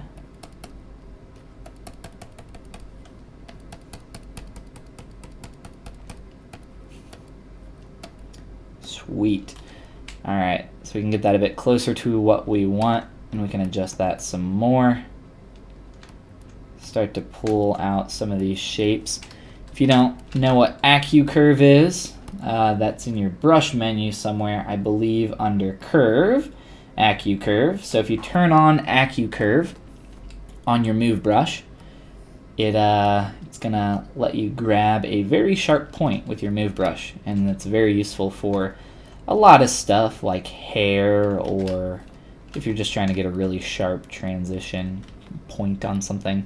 Very, very useful, very helpful. I use it all the time, which is why it's in my little quick menu here. So back to the H polish. Actually, we'll use trim dynamic now. I'll try to just very quickly. And you see that garbage going on there. That's okay. That'll go away in a sec with Dynamesh.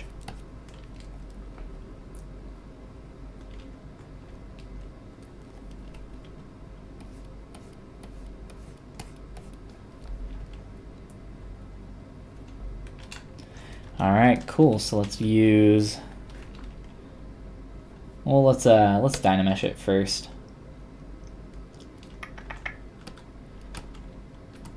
Clean that up. Quick save. And all this work for a little gem.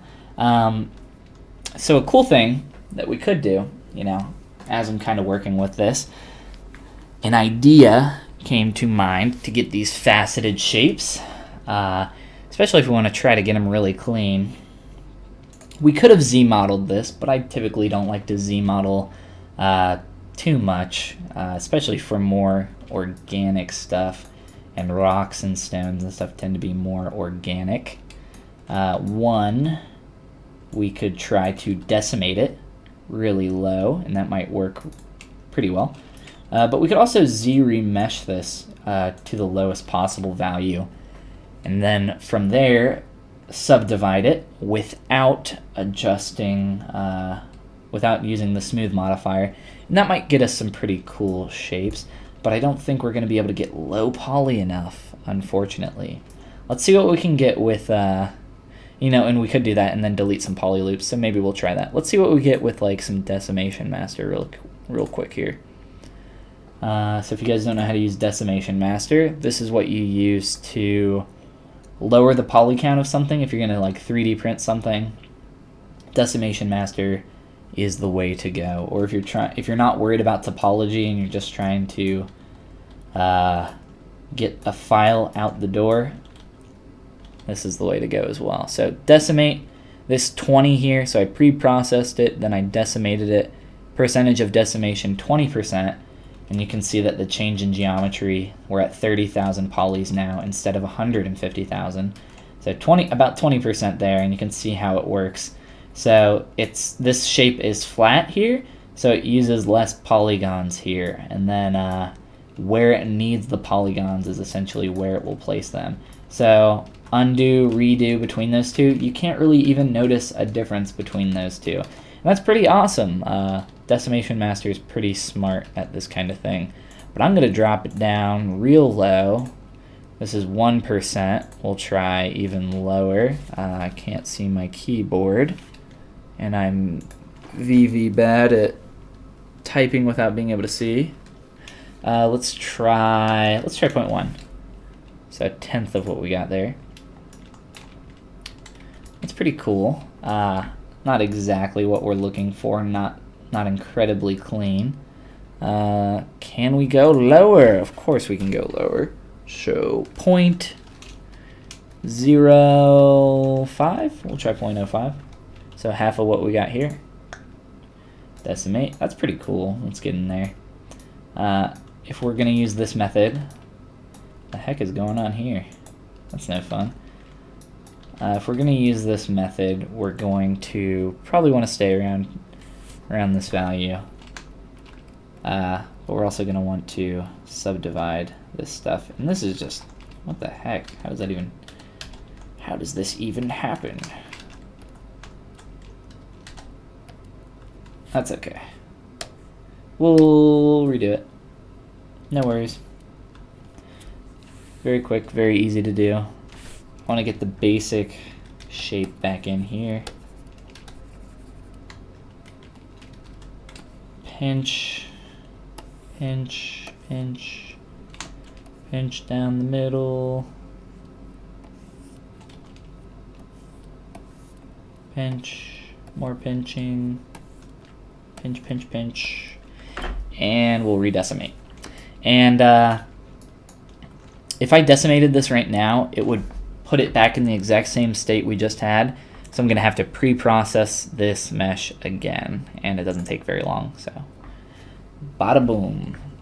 So that's pretty cool. That's closer to what we want, and we could use even use our move brush to maybe turn off backface masking to adjust some of these shapes.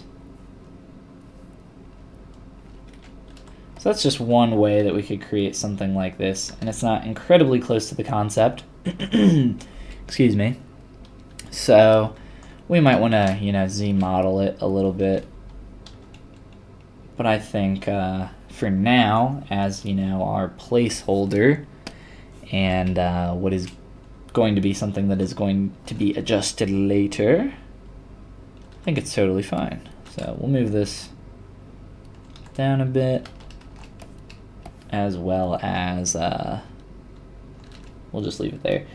So I'm going to duplicate this. I could duplicate the tool. I could also, control move it with my transpose tool to duplicate it that way. I'm just going to duplicate it this way. So I got two of them. And we will adjust these later, but I'm going to scale it. I'll also shrink it in and rotate it to better fit its new position.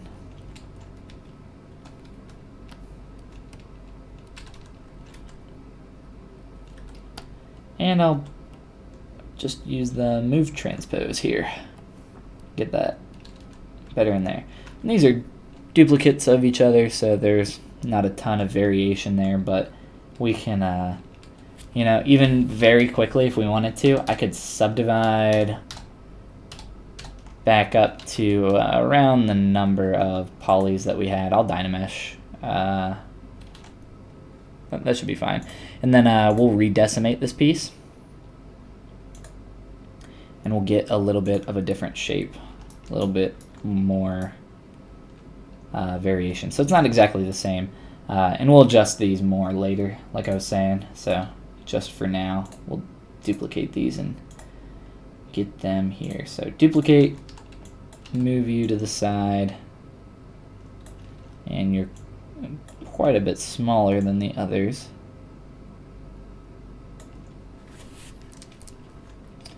Get this one into position, just rotate it, and move transpose. Cool. So just like that, we very quickly kind of mocked these up and placed them on the forehead here. We can adjust them more later. It looks like those could stand to go down, and it looks like it might just be the pose here that we got going on, but the eyebrows are a tad lower in the reference as well. Awesome, cool, cool. Real quick here. If I can find it. There we go. Awesome. Alright, so I have about 10-15 more minutes here, so if you guys have any questions for me, what I'm doing here before I jump off, let me know. I'll just continue to work here for the next 10-15-ish minutes. I'll adjust some stuff with the face, with the hair, and just kind of some general upkeep. And then we will, this is the second time we've streamed this week, which is fairly rare. I'm going to try to start doing that more, especially once my my quick start course comes out, which I'm sure you guys have heard me mention here a couple times, and that's going to be very soon. So I hope you guys are excited for that. I've been working on that stuff for a while. I'm super excited for it. If you don't know anything about it, it's going to have it's going to come with my UI, my brushes, my materials, my hotkeys, everything that I use to do my work here. And I'm going to change my material so I can see what's going on a little bit better. And also shift my light so some other stuff kind of starts to stick out to me. So yeah, that quick start course is going to be coming out here soon. Very soon, that's what I was saying. So you can expect some more info on that in the next week or so. Probably even sooner than that.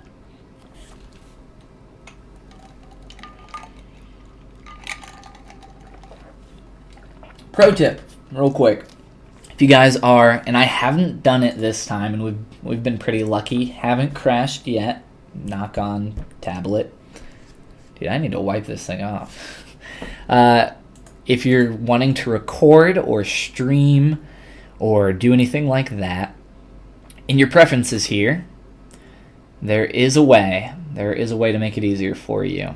Performance. So in ZBrush, when you Dynamesh, Z-Remesh, or Decimate, and T-Pose Mesh might use it. There's maybe a couple other things, but those are like the main ones that you'll use that will actually use your processor in ZBrush, and that is fairly rare for ZBrush, but occasionally you will use your processor. ZBrush will take advantage of that, and when it does that, it uses 100% of your processor.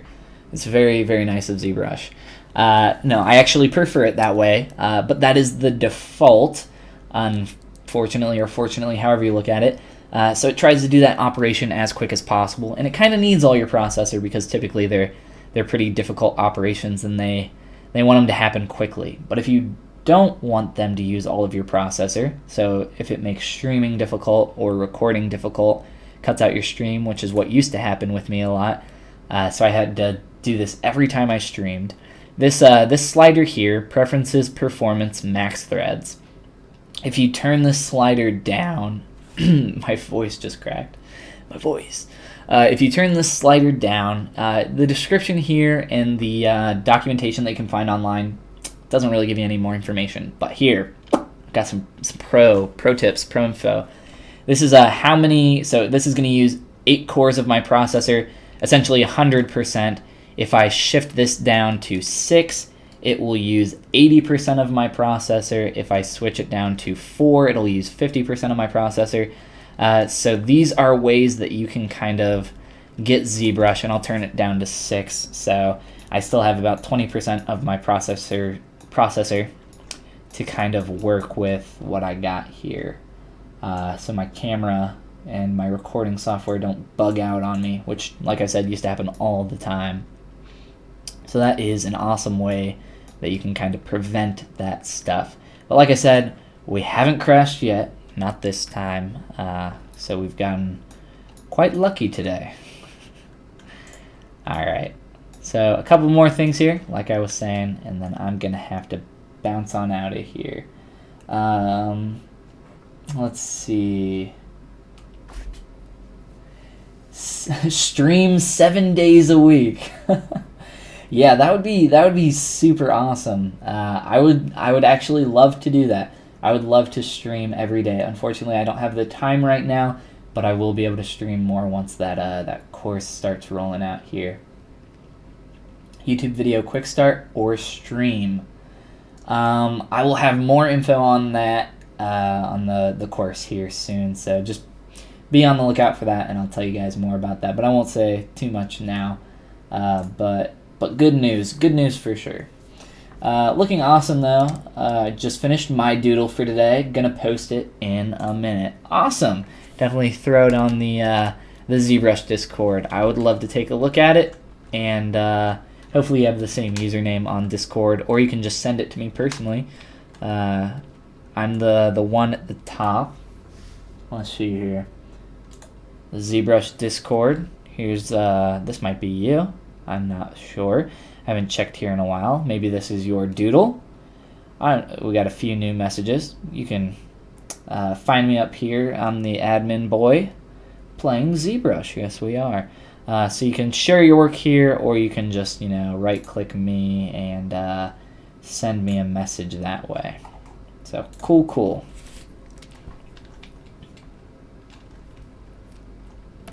So the nose still isn't where I want it. It's not quite there, and I think it's too long. I think it needs to be more stubby, but I don't want it to look like a pig nose. So that could be an issue. So I'll probably mess with that more off of stream, but maybe we can fix it a tad before we go.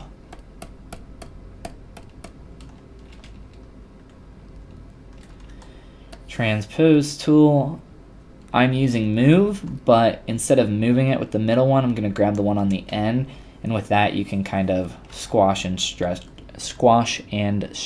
stuff. Okay, so let's go ahead and move it in a little bit and a little bit up. I'm gonna be careful. I'm just looking for very small, minimal changes.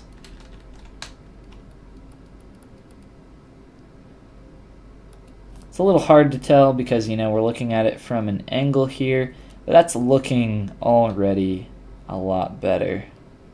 This is a bit of a sharp transition here, so I'd probably just use my trim dynamic brush, fill that in, smooth it on out.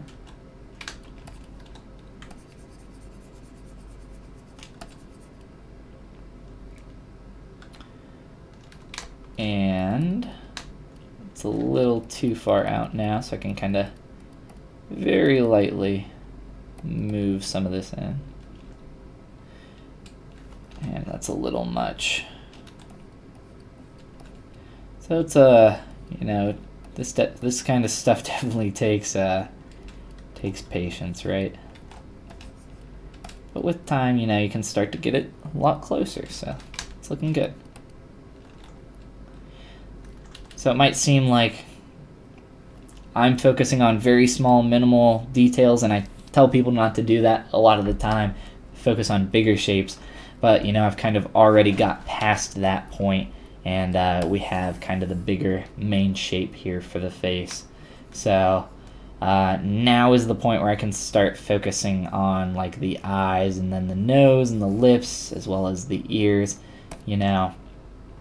All this stuff really adds to the character. Like, if I turn these ears off, the character really starts to look a lot different. It just like looks very off now, but just like little things like throwing in some ears can just really change the silhouette, change what your character looks like.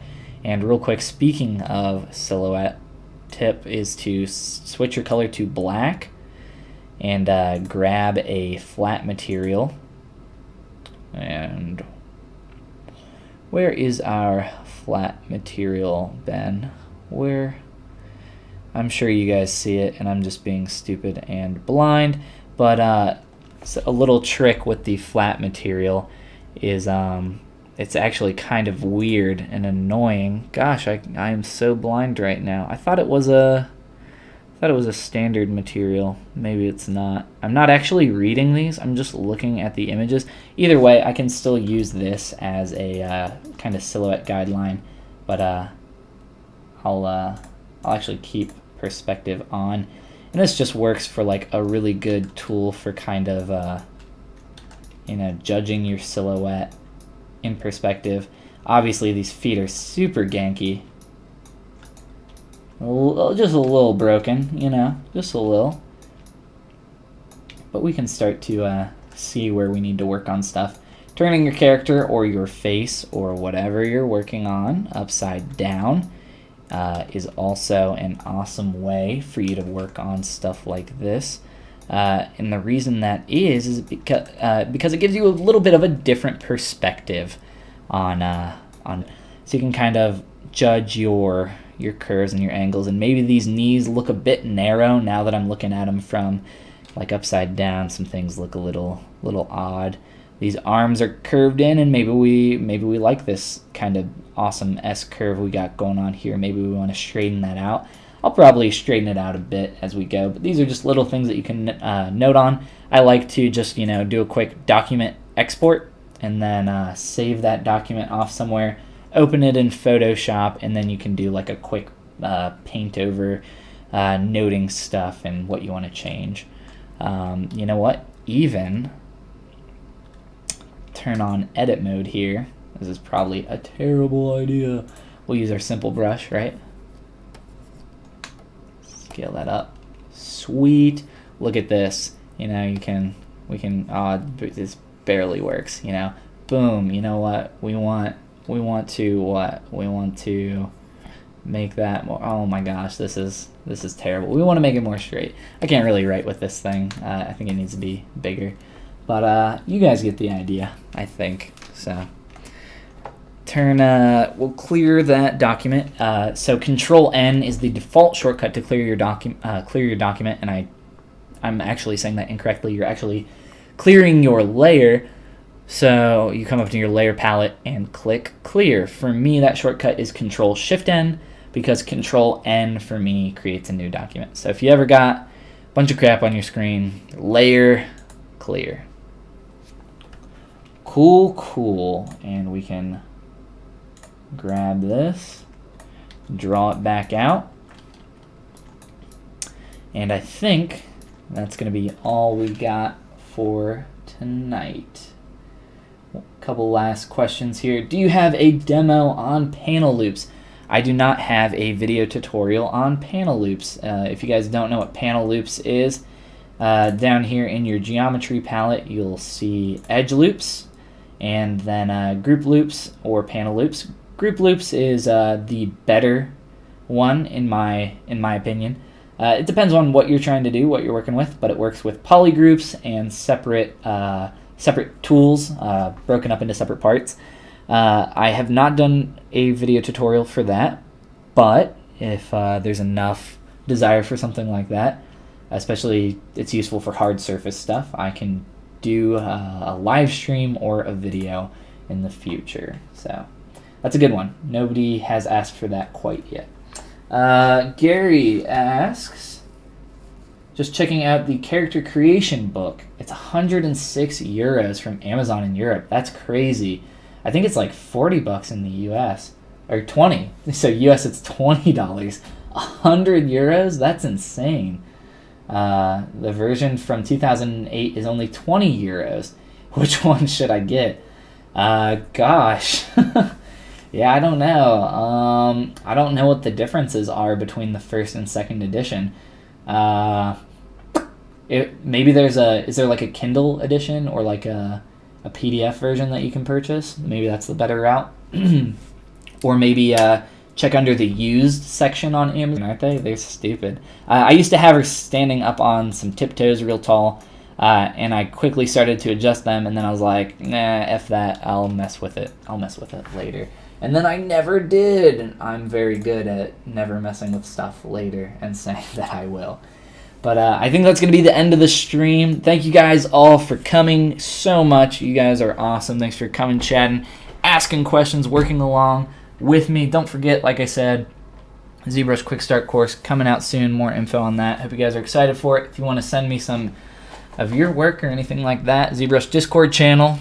Love to chat, show your work to me. I can give you a quick critique or whatever you want, or just post it in the Share Your Work tab on the ZBrush Discord. That's a great way to do that as well. You will try to find a PDF version somewhere for sale. Thanks for the help. Awesome. Well, I'm glad I could help you guys out. Hope you guys enjoyed the stream. Maybe learned a couple tips or tricks. If you guys worked on some cool things as well while I was streaming, if you're working on your own stuff, you can share it with me, like I said, on the ZBrush Discord, or maybe even just like tweet it at me on Twitter. Or if you tweet something with the hashtag ZBrush, I'm very prone to like retweeting all that stuff. So again, thanks for coming, guys. You guys are all awesome, and I will see you guys in the next stream or a video. Peace out.